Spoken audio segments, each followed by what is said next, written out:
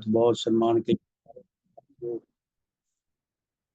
भगवान देवात्मा के द्वारा रचित यह अति सुंदर, अति हितकर, अति कल्याणकारी शुभ कामना बहुत समृद्ध है, बहुत सुंदर है, बहुत भव्य है।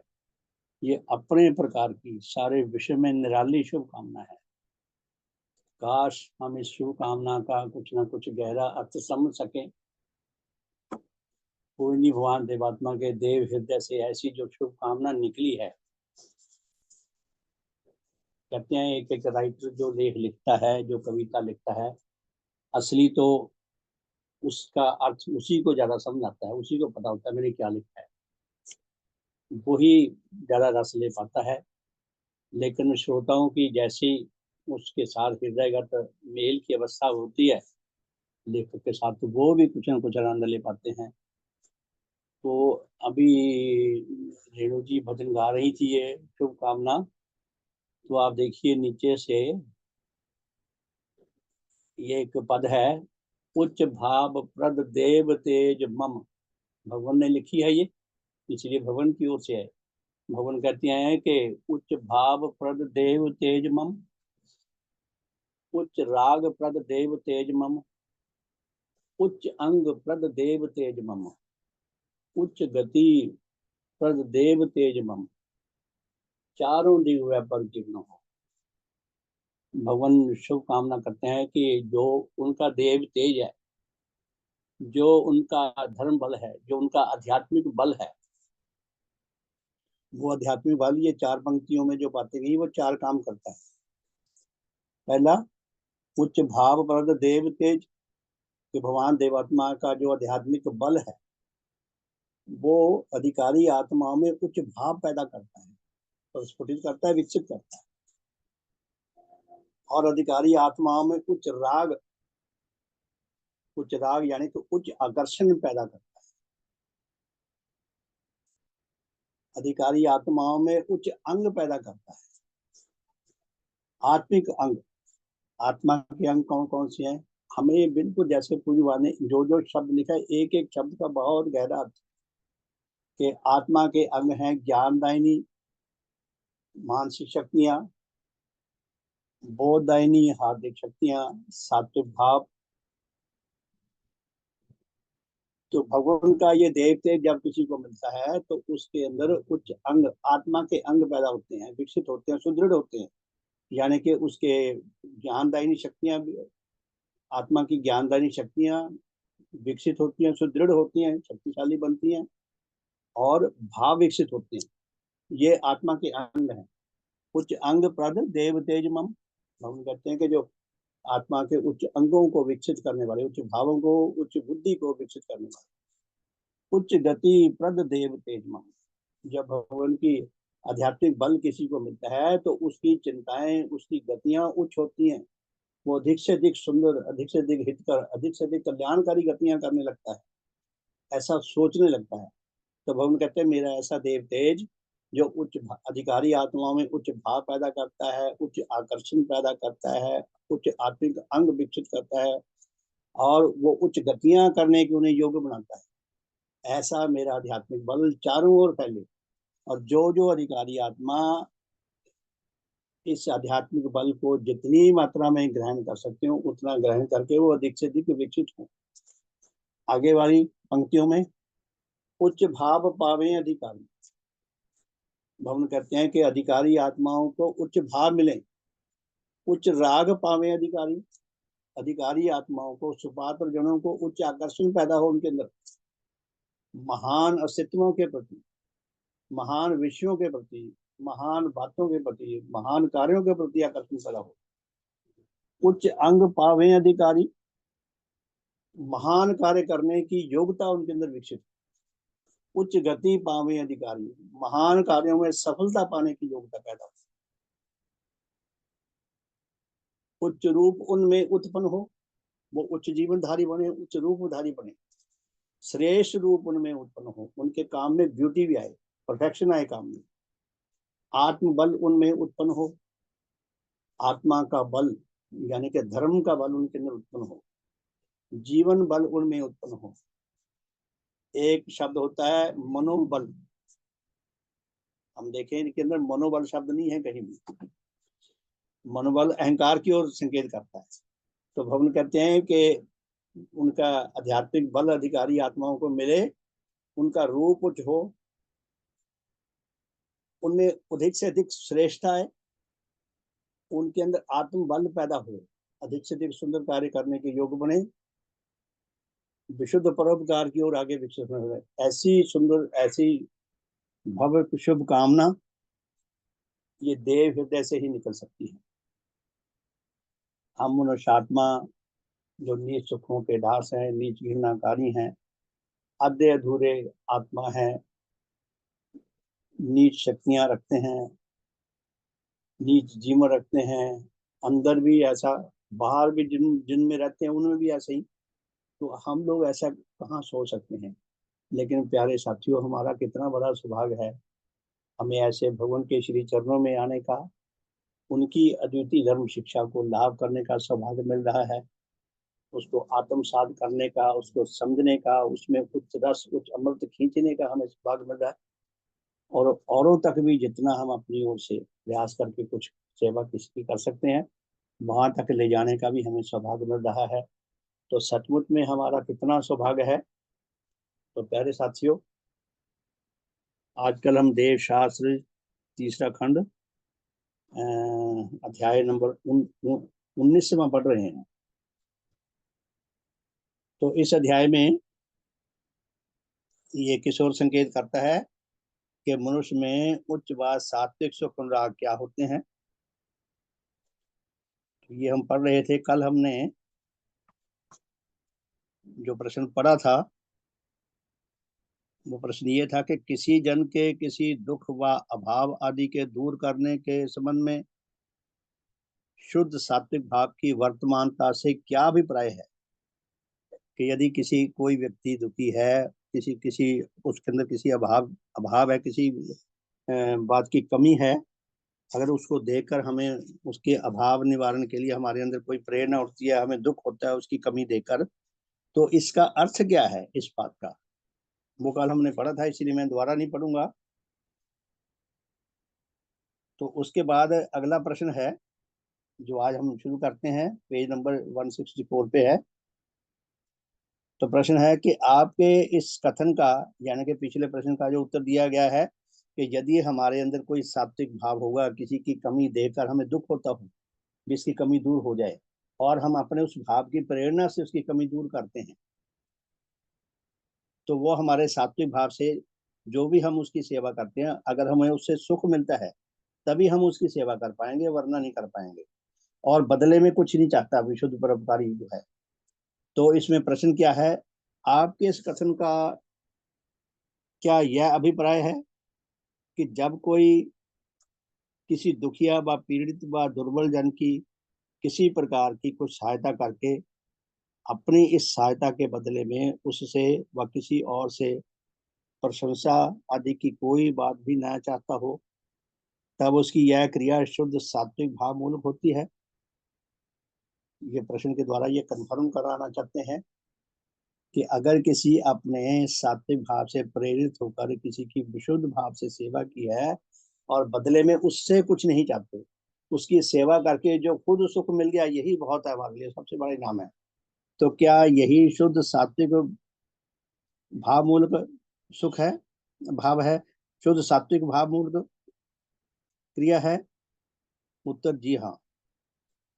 फिर प्रश्न है, क्या किसी और के संबंध में इस प्रकार की शारीरिक दुख अनुभूति को ही दया भाव भी कहते हैं।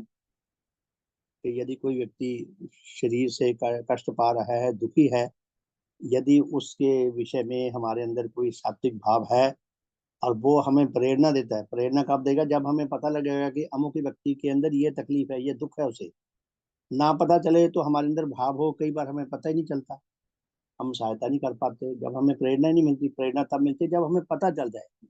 और कईयों को पता चल जाता है तो उनके अंदर प्रेरणा नहीं उठती। इसका अर्थ ये है कि उनके अंदर वो भाव ही नहीं है। तो प्रश्न क्या है, क्या किसी और के संबंध में इस प्रकार की शारीरिक दुख अनुभूति को ही दया भाव भी कहते हैं। यदि आपके अंदर, मेरे अंदर किसी के को दुखी देखकर अगर हमारे अंदर दया भाव है और हमें पता चल जाए भी वो दुखी है, तब तो हमारे अंदर प्रेरणा जागेगी, हम उसकी सहायता करें, वरना नहीं जागेगी। तो यही इसमें प्रश्न है। उत्तर है जी हाँ, इसी सच्चे भाव को दया भाव भी कहते हैं। जिसके अंदर दया भाव होता है, सहानुभूति भाव होता है, वो दूसरे को, किसी को कष्ट में देखकर, कोई कमी देखकर वो इतना प्रेरित हो जाता है, वो इतना विवश हो जाता है कि उससे रहा नहीं जाता उसकी सहायता किए बिना। उसे ऐसा लगेगा मैं सहायता नहीं करूंगा, मैं आप ही मर जाऊंगा अगर मैं ये सहायता ना करूं। तो उत्तर क्या है? भगवान कहते हैं जी हाँ, इसी सच्चे भाव को दया भाव भी कहते हैं।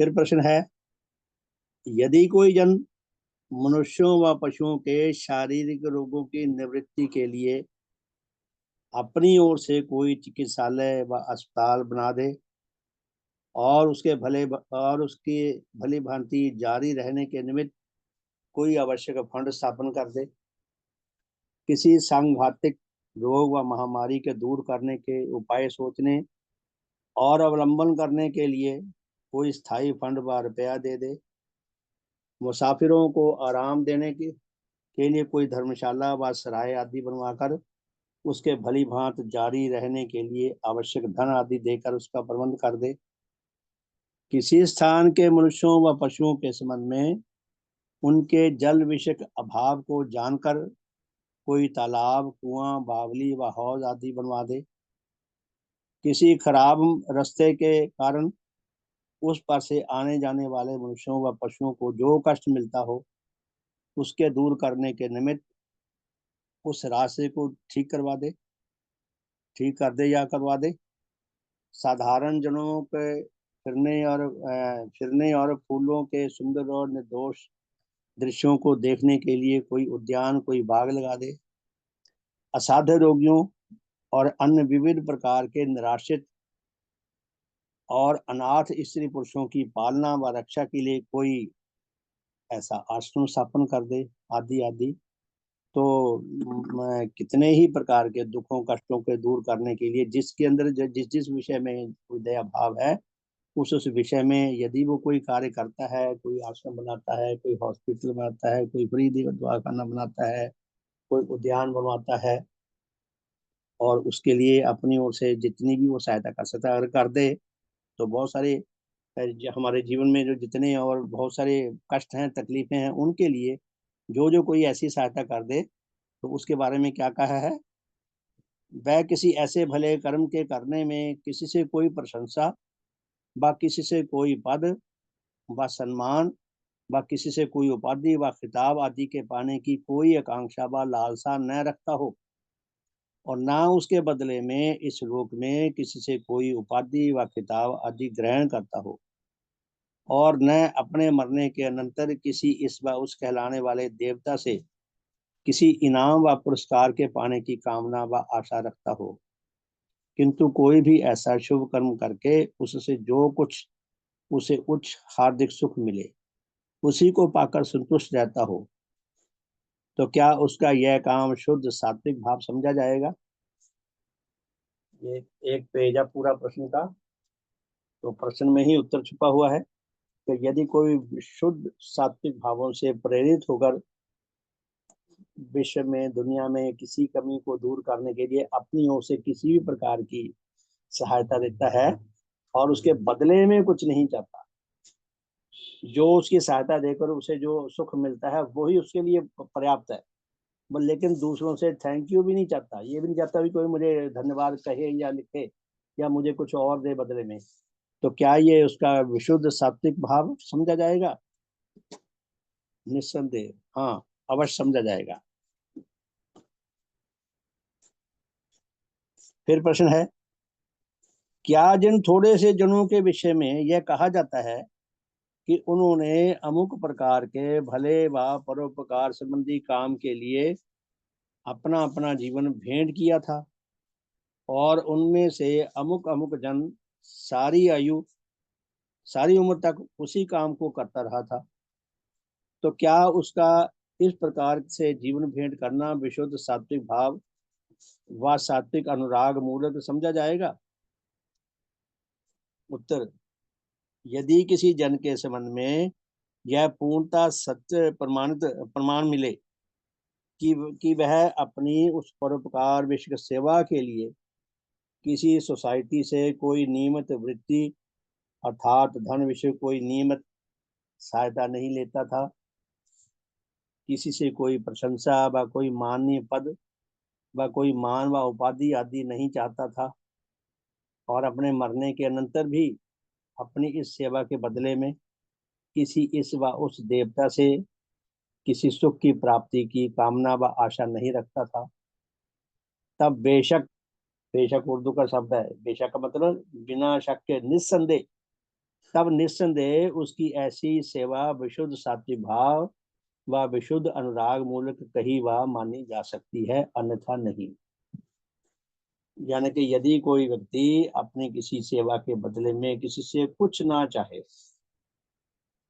तो उसकी सेवा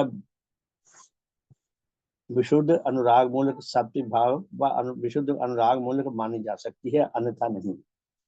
प्यारे साथियों, सिख धर्म में सिख धर्म में जब किसी को दंड देना हो ना, शायद हमने सुनी हो बातें, मुझे भी कभी कभी सुनने के मौका मिलता था, किसी से कोई अपराध हो गया, पर वो वहाँ पेश होता है जहाँ पे न्याय होता है, तो अपनी गलती स्वीकार करता है, जी मेरे से अपराध हो गया, मुझे दंड दो। तो उसे तनख्वाहिया कहा जाता है, जिनको इसने वेतन लेकर, तनख्वाह लेकर, पैसा लेकर काम किया है, वो शुद्ध परोपकार का काम नहीं किया। तो इसी प्रकार का ये कुछ भाव मिलता जुलता है। वो तनख्वाहिया उसे डिक्लेयर करता है, यानी कि इसने, जैसे नौकर होता है ना, वो वेतन लेकर, उजरत लेकर, पारिश्रमिक लेकर कोई काम करता है, कि इसने विशुद्ध परोपकार के भाव से भरकर कोई काम नहीं किया, ये तनख्वाहिया है।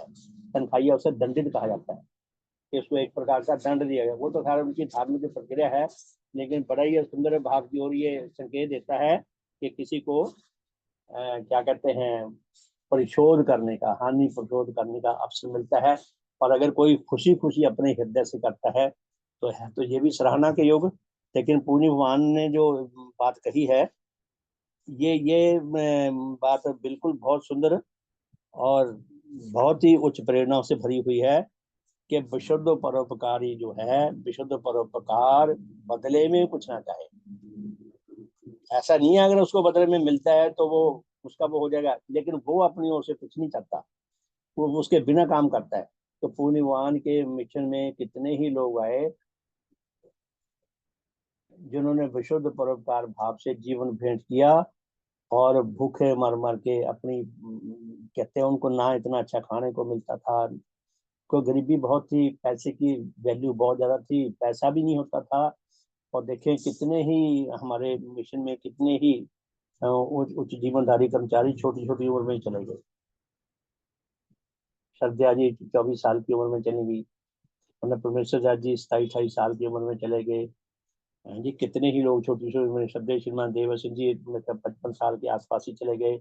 बड़े पंडित जी भी शायद इतनी की उम्र के थे। कई लोगों को इसलिए भी हुआ है, लेकिन उसमें किसी को आरोप नहीं। लेकिन ये जो बताते हैं ना कि विशुद्ध परोपकार, जो इसका धर्म जगत में जो इसका महत्व है, वो आत्मा है उसकी, उसकी उसको वो उसका सच्चा धर्म बल है।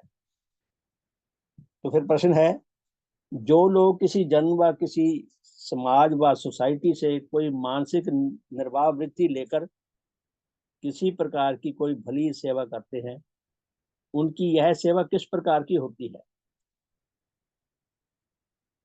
उत्तर, उनकी यह सेवा विशुद्ध सात्विक अनुराग मूलक नहीं होती और नहीं हो सकती, क्योंकि विशुद्ध सात्विक अनुरागी जन अपने सात्विक अनुराग विषय सुख के भिन्न उसके बदले में किसी से धन विषय कोई नियमित सहायता व वृत्ति लेना नहीं चाहता और नहीं लेता। इसके भिन्न जब कोई जन किसी विशुद्ध सात्विक अनुराग से परिचालित होकर परोपकार विषय कोई सेवा करता है,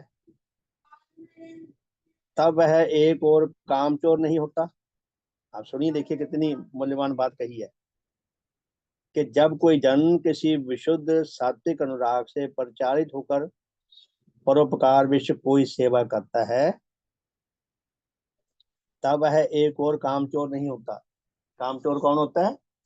जिसको पैसे मिलते हैं, जिसको चाहिए ज्यादा काम करे कि पैसे मिलते हैं भाई।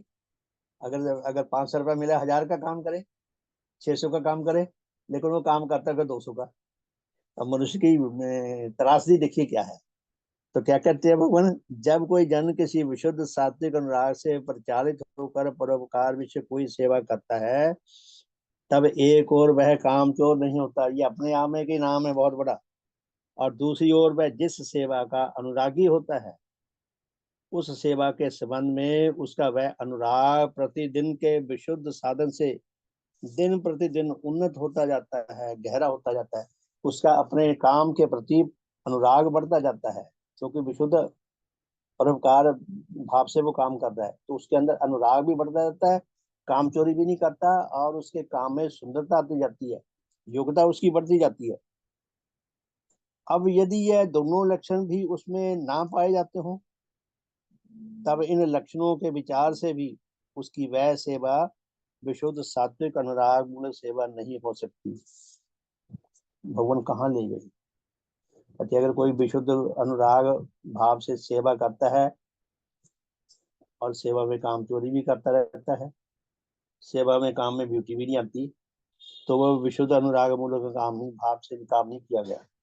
अगर उसके काम में ब्यूटी ना आई, उसके काम में परिपक्वता ना आई, उसके काम में परफेक्शन आई, तो फिर वो श्रद्धेय श्रीमान देव सिंह जी ने कितनी ऐतिहासिक बात कही है, हमें याद है। याद करें श्रीमान जी की। उन्होंने क्या कहा कि हे भगवान, आपका देवरूप जितना महान है, आप जितने उच्च हैं, और आपकी तुलना में मैं बहुत छोटा हूँ। उन्होंने अपने बारे में कहा है, किसी और के बारे में नहीं कहा।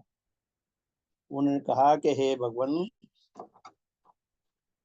मेरा कहते वो हाल है जैसे कोई मेहतर, मेहतर किसे कहते हैं? सफाई वाले को।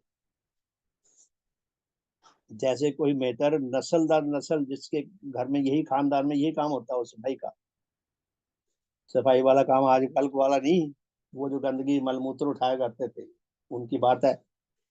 कहते जैसे एक मेहतर जिसके खानदानी काम ये रहा हो,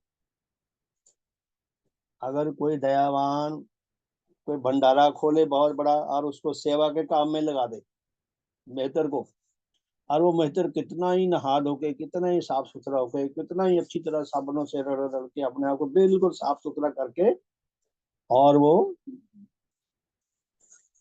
भंडारे के में भंडारा बांटने का काम में लगा दे, उसको लगा दे, तो जिसने दया करके भंडारा खोला दूसरे का भला करने के लिए, कितना सुंदर, कितना विशुद्ध, कितना पवित्र, कितना मूल्यवान वो आहार हो बांटने वाला, वो मेहतर के हाथों से जब जाएगा, उस मेहतर की मैल भी उसमें मिक्स हो जाएगी।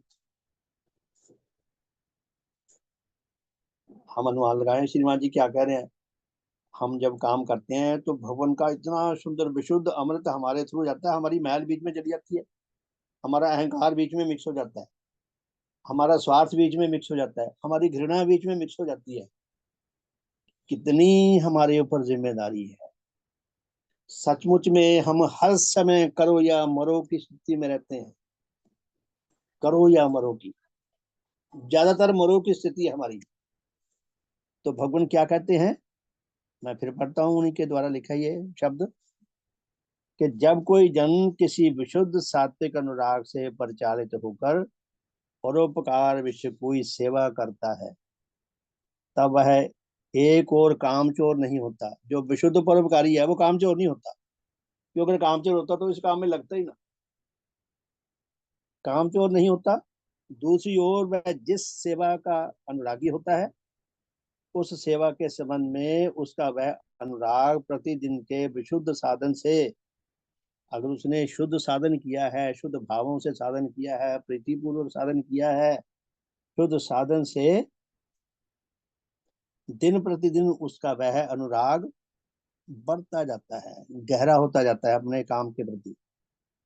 अब यदि यह दोनों लक्षण भी उसमें पाए ना जाते हो, तब इन लक्षणों के विचार से भी उसकी वह सेवा विशुद्ध सात्विक अनुराग मूलक सेवा नहीं हो सकती।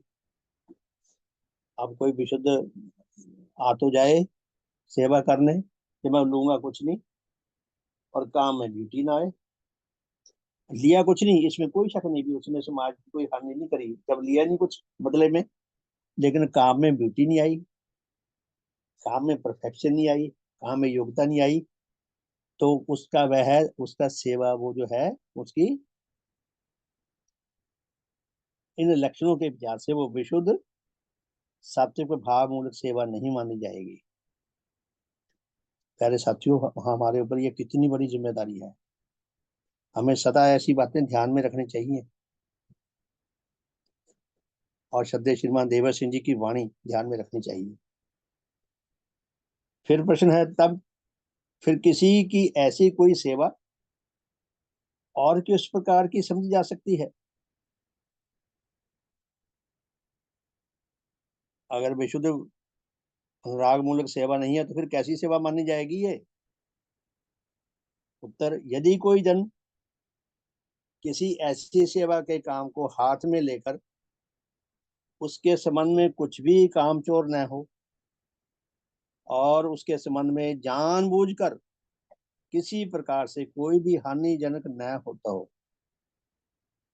कामचोर ना हो, जानबूझ के हानि ना करे, गलती हो जाना और चीज है, और उसके लिए उसे प्रतिदिन जितने समय तक वह जितना काम करना आवश्यक हो उतने समय तक वह उतना काम वह भली भांत दिल लगाकर कर सकता हो, और वह उसके बदले में किसी से किसी प्रकार की प्रशंसा व माननीय पद व उपाधि व मान व समादर आदि की प्राप्ति की कोई लालसा व आशा भी न रखता हो, तो यद्यपि निर्वाह वृत्ति लेने के कारण उसकी यह सेवा विशुद्ध सात्विक अनुराग मूलक नहीं हो सकती, तथापि वह उसके आत्मा के लिए वहां तक हितकर व पुण्यजनक अवश्य हो सकती है, जहां तक वह उसके निमित्त अपना कोई धन विषय त्याग स्वीकार करता हो।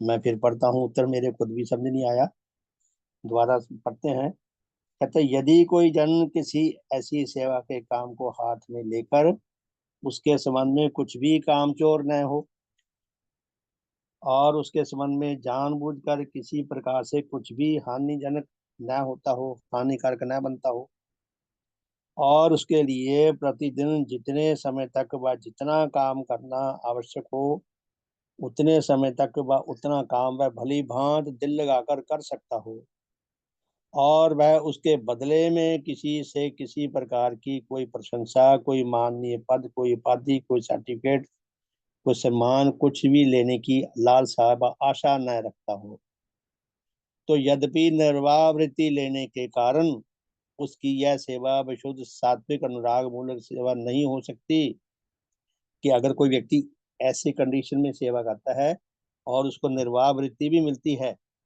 तब वो निर्वाह वो विशुद्ध सात्विक भाव मूलक सेवा तो नहीं हो सकती, लेकिन फिर भी वह उसके आत्मा के लिए वहां तक हितकर और पुण्यजनक अवश्य हो सकती है, जहां तक वह उसके निमित्त अपना कोई धन विषय त्याग स्वीकार करता है।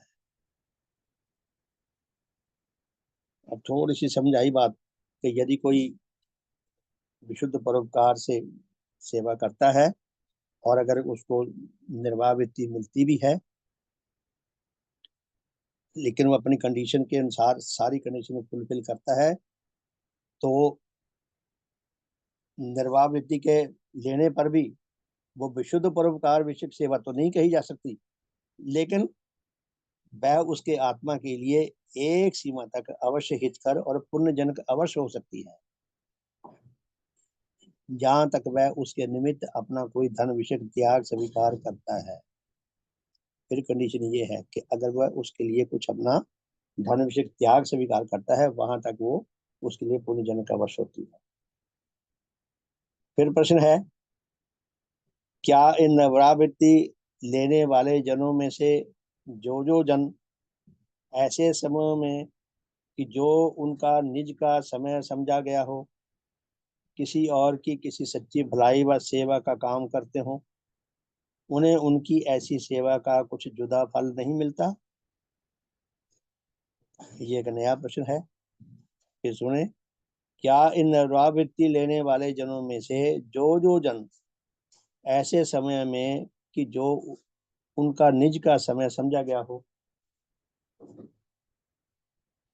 किसी और की किसी सच्ची भलाई व सेवा का काम करते हो, कि निज के समय में निर्वाह वाले किसी और की भलाई का सेवा का काम करते हो, उन्हें उनकी ऐसी सेवा का जुदा कुछ फल जुदा भी मिलता है, उनकी सेवा का कुछ जुदा फल नहीं मिलता। उत्तर, उसका फल भी उन्हें अवश्य मिलता है कि अपने निज के समय में से भी उन्होंने कोई विशुद्ध सेवा का काम कर दिया, उसका फल भी मिलता है। कहने का तात्पर्य यह है कि हमें जब जब भी समय मिले तो इस अवसर को हाथ से जाने न दें। मान लो रात को कोई 7 बजे आ गया, कोई 8 बजे आ गया, कोई 10 बजे आ गया, मुझे यही जरूरत है, अगर हम कर सकते हो, नहीं कल आना, सवेरे कर देंगे, तो सवेरे अगला आए ना आए, मौका मिले ना मिले, वो बेचारा चलता बने। तो जब भी कोई अवसर हाथ में आ जाए विशुद्ध सेवा का, तो जहां तक हो सके लपक लो उसको, उसको हाथ से जाने ना दो। मैं, प्यारे साथियों, मैं अपने डिपार्टमेंट में था, जब भी मैंने लगभग 40 साल मैंने जॉब की है, तो उस जॉब में जब भी मेरे पास मेरे किसी ऐसे साथी का काम मेरे पास आता था जिसके साथ मेरी अनबन होती थी, जो मुझे अपना विरोधी समझता था, मैं डेफिनेटली उसका काम कोशिश करता था, अगर न्यायपूर्ण है, जितना उसके प्रति न्याय हो सकता है, कि उसका काम मैं जरूर करूं। मेरा ये मानना था कि आपके मित्र तो आपको रास्ता देंगे संबंध सुधारने का, शत्रु नहीं देता। शत्रु को तो बिल्कुल उसका पहले पता नहीं क्या करे। और मेरा बहुत बड़ा सुहाग है, ये सारा श्रेय मुझे भगवान को जाता है, कि मुझे मुझे कहते हुए लज्जा आ रही है ये बात, मेरे ऑफिस में मेरे अफसरों ने मेरे पैरों को हाथ लगाया है। ये सारा श्रेय भगवान को जाता है या मेरे पूर्वजों को जाता है। मतलब हमें कुछ अपने जीवन में कुछ ऐसी रखना चाहिए कि अगर कोई ऐसा अवसर मिले, जहां तक संभव हो उसको लपक लो, जाने न लो। तो फिर प्रश्न है, क्या जो लोग औरों से प्रशंसा व यश व मान व कीर्ति पाने के निमित्त कोई ऐसी हितकर क्रिया करते हैं और किसी ऐसे काम के संबंध में अपनी ओर से अपनी प्रशंसा का सूचक कोई पत्थर व टैबलेट आदि लगवाते हैं, कभी इतना दान देंगे, अभी पत्थर लगाओ, फोटो लगाओ। हाँ जी, फिर सुनिए प्रश्न। क्या जो लोग औरों से प्रशंसा व यश व मान व कीर्ति पाने के निमित्त कोई ऐसी हितकर क्रिया करते हैं और किसी ऐसे काम के संबंध में अपनी ओर से अपनी प्रशंसा का कोई सूचक पत्थर व टैबलेट आदि लगवाते हैं, लगाते हैं या लगवाते हैं, व उनके लगाए जाने की शर्त रखकर कोई ऐसा काम करते हैं कि भी हमारे उन फोटो लगाना, नाम लिखना, हमारा पत्थर लगाना हमारे नाम का, उनका यह काम उच्च व सात्विक भाव मूल्य समझा जा सकता है। देखें, नेताओं के बड़े बड़े पत्थर लगते हैं, हमारी गली में बड़े लगे हुए हैं। आजकल तो वो प्लास्टिक की वो शीट लगाने लग गए, उसके ऊपर लिखा हुआ, वो 2-4 महीने बाद पुरानी होकर टूट फूट के बिखर जाती है। तो क्या उत्तर है? कदापि नहीं। उनका ऐसा काम व्यापार है, व्यापार मूल के अंदर तो व्यापार करा है, विशुद्ध परोपकार नहीं करा। इसलिए वह उच्च व सात्विक भाव मूलक नहीं, किंतु वह एक प्रकार की दुकानदारी है। फिर प्रश्न है, यदि कोई जन इस लोक में किसी प्रशंसा व यश व कीर्ति व नाम आदि की प्राप्ति को लक्ष्य रखकर कोई भला काम ना करे, परंतु वह केवल इस लालच से करे कि ऐसा करने से उसे उसके मरने के बाद इस व उस कहलाने वाले देवता से अमुक अमुक प्रकार के शारीरिक व अन्य सुख मिलेंगे, तो क्या उसका इस प्रकार का कोई काम भला काम व शुद्ध सात्विक भाव मूलक होगा? जहाँ के सुख तो ना चाहता हो, लेकिन परलोक संबंधी किसी सुख को लेकर ही कोई ऐसा काम करे, तो क्या वो विशुद्ध परोपकार विषयक कार्य है? नहीं, कदापि नहीं। जब तक किसी भले कार्य के करने में, क्या इस लोक और क्या परलोक में, किसी और से किसी प्रकार के सुख पाने व किसी और से किसी प्रकार के दुख व दुखों से बच जाने की आशा की खोट मिली हुई होती है, तब तक किसी मनुष्य की वह क्रिया शुद्ध सात्विक भाव मूलक नहीं होती और नहीं हो सकती। प्यारे साथियों, भगवान की कृपा से कितने भ्रम दूर होते हैं। मुझे बरसों से मेरे दिल में दिमाग में ये बात बैठी हुई है कि नेचर में जो अस्तित्व जितना अंदर से बाहर से शुद्ध पवित्र होता है, जिस जिस पक्ष में जितना शुद्ध पवित्र होता है, उतना वो सुरक्षित रहता है, उतना वो अच्छा सोच सकता है, उतना वो अच्छा कार्य कर सकता है, उतनी वो लंबी आयु भोगता है और स्वस्थ रहता है। जब भी किसी चीज में कोई फॉरेन मैटर मिल जाए, मिलावट हो जाए, तो बढ़िया से बढ़िया चीज भी रद्दी हो जाती है। आप कभी ध्यान से देखें, रेलवे स्टेशन के आसपास रेल लाइनों पे कई जगह पे ना बहुत जंग लगी होती है। लाइनों पे लाइन कितनी मजबूत होती है, कितनी ठोस होती है, और जो जंग लगी होती है ना, उसमें से ना छोटी छोटी पत्तियां उखनी शुरू हो जाती है जंग से, मैंने देखी है नजदीक जाके। यानी कि उस शुद्ध लोहे में जब बाहर का बैड मटेरियल मिलता है, नमी वाली हवा मिलती है, कभी धूप तेज चलती है, कभी शुक्र चलती है, तो उससे उसके अंदर जंग लगनी शुरू हो जाती है। उसी तरह हमारे शरीरों में भी जंग लगने लग जाती है, केमिकल की। आत्मा में भावों की जंग लगने लग जाती है। लकड़ी को घुन खा जाती है, लकड़ी बाहर से बिल्कुल है ठीक लगती है, वो लेकिन पिलपिला गवारे जैसा होता है वो, तो वो खा जाती है। दीवारों में जंग लग जाती है। जहाँ हमारा अम्बाला मंदिर है, बड़ा हाल मंदिर, तो पुराना है वो भी, लगभग अब तो 100 साल से ऊपर हो गया होगा। 1910 के आसपास शायद वो बना था। 110 साल का हो गया होगा वो हॉल। तो उसमें कितनी उसकी रिपेयर कराई गई, कितने उसमें दीवारों में बड़े बड़े दवाइयों के इंजेक्शन लगा लगा के प्लेटें लगाई गई। वो प्लेटें अब छत तक लगवाई हुई हैं यहाँ बाला मंदिर में, और 20 फुट ऊंची छत है उसकी। तो उसकी जो दीवारों की सीलन है ना, छत पे लेंटर तक पहुंची हुई है। यानी कि जो खोट है ना, वो किसी भी चीज में जब कोई खोट पड़ जाए, तो वो उसका उसको भी नष्ट करके छोड़ती है। उसी तरह हमारा अस्तित्व, हमारी आत्मा में भयंकर अगर खोट पड़ जाए, तो आत्मा तो वह है ही ऐसा। शरीर ही हमारा घास जैसा है, और आत्मा में तो हमारी तो आत्मा जैसे ना कहते हैं ना, ब्रिटल जैसे शब्द है, ब्रिटल, बहुत भंजनशील है, बड़ी जल्दी टूटने वाला जैसे कांच होता है। और आत्मा में तो भयंकर भाव एकदम उठते हैं। महीनों बरसों इंसान संग्राम करता अच्छा बनने का, एक सेकंड कोई घटना सामने घटी, सब धरा रह जाता है, सारी तपस्या भंग हो जाती है। तो कितना हमारे लिए ये कितना कठिन कार्य है, लेकिन कितना जरूरी है। तो फिर प्रश्न है,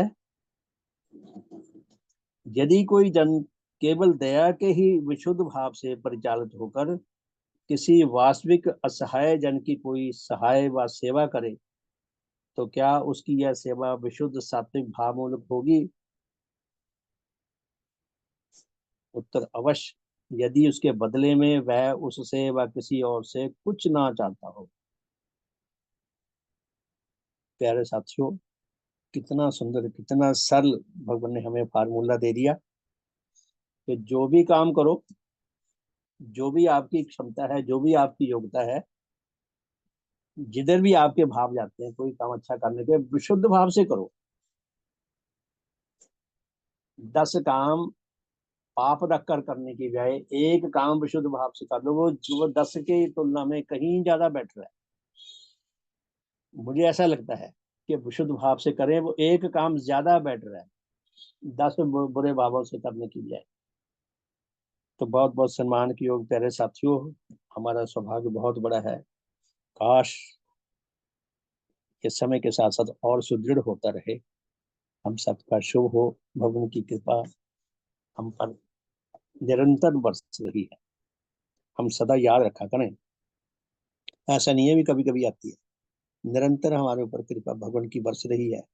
पता नहीं किस किस की हमारे ऊपर ड्यूटी लगी हुई है, सूक्ष्म शरीरधारी आत्माओं की, जो हमारे इर्द गिर्द हमारी रक्षा के लिए मंडराते रहते हैं, समय समय पर हमें हमारी देखभाल करते हैं।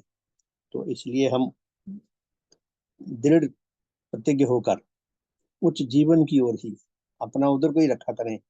जैसे वो धारा होती है ना, अगर उसमें क्या बोलते हैं, जो नॉर्थ की ओर सुई रहती है, तो हमारी हमारी आत्मा की सुई भगवान की ओर ही रहनी चाहिए।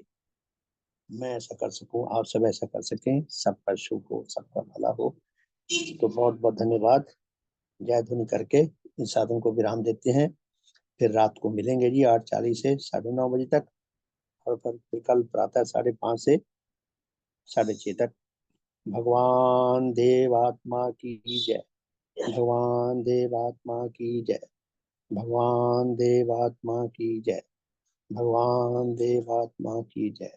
सबका शुभ हो, सबका भला हो, सबका मंगल हो, सबका कल्याण हो। शुभ संध्या, बहुत बहुत धन्यवाद। कोई कुछ कहना चाहते हैं तो उसका स्वागत है, नहीं तो फिर प्रस्थान करते हैं। शुभ हो। कोई कुछ कहना चाहे तो आपका स्वागत है जी। शुभ हो, ठीक है जी, फिर धन्यवाद, इजाजत दें। तो शाम को रात को मिलेंगे 8:40 पे। शुभ हो, शुभ संध्या जी।